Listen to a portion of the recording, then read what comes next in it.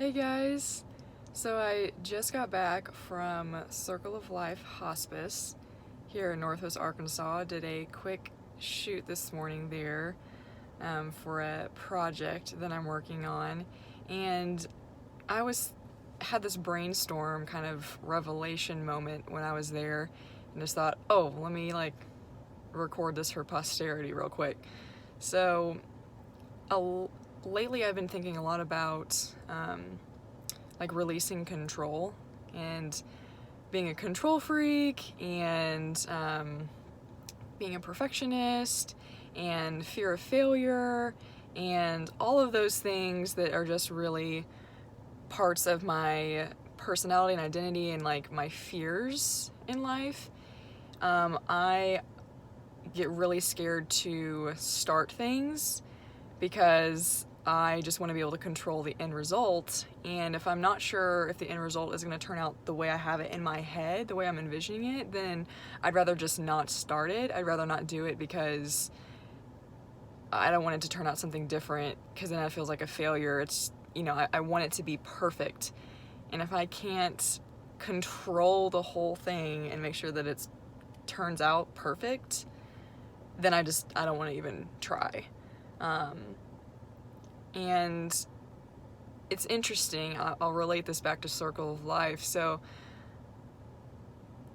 some of the people that you see in hospitals or in nursing homes or, hospice facilities, they're on death's door. Their time is coming. And they may have lived a full, long life or a short life.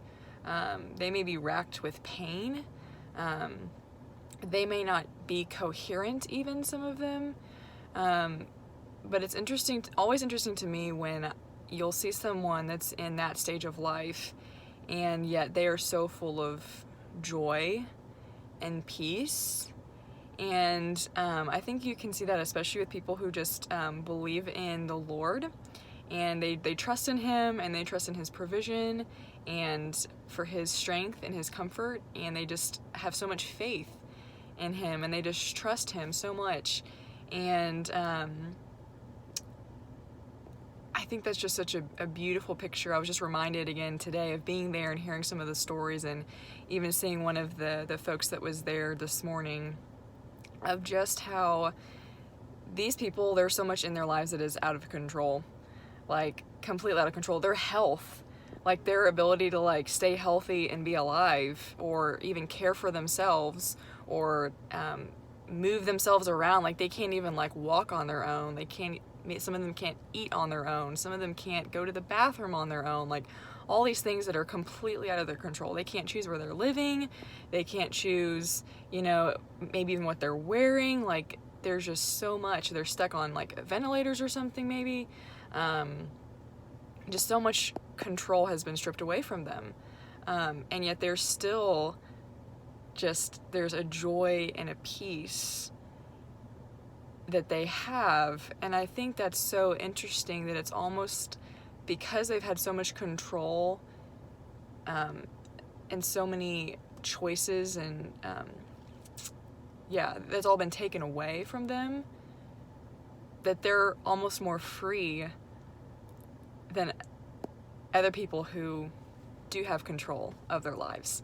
In a way, they're more free, especially those who trust in the Lord at the end of the day, and believe that He's working all things for their good, even in the midst of very hard, difficult situations. And it kind of hit me this morning of wow, Hannah, you need to just be more like these folks who are on death's door, who have all of their control stripped away, and they are just living moment to moment with peace and joy and trust. And they're just not as concerned. And I think for me, that really hit home for me, and my perfectionism and my striving and my control freak nature of just let go of the results.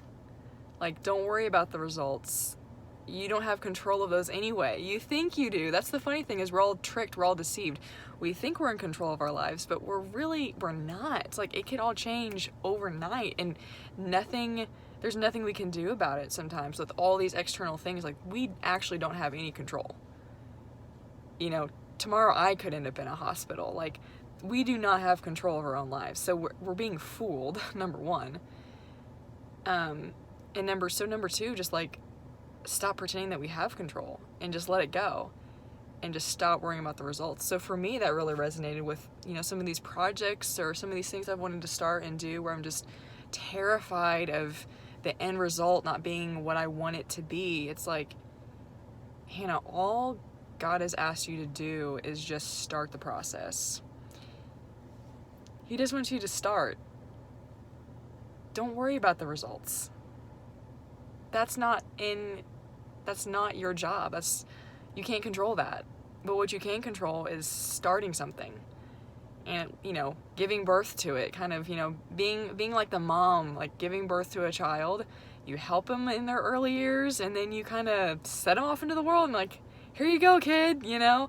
And I think that's just a beautiful thing for me to remember through these folks at Circle of Life and just other people in my life that I've seen, that there's just something beautiful about learning to let go of all the control, because we don't really have any of it.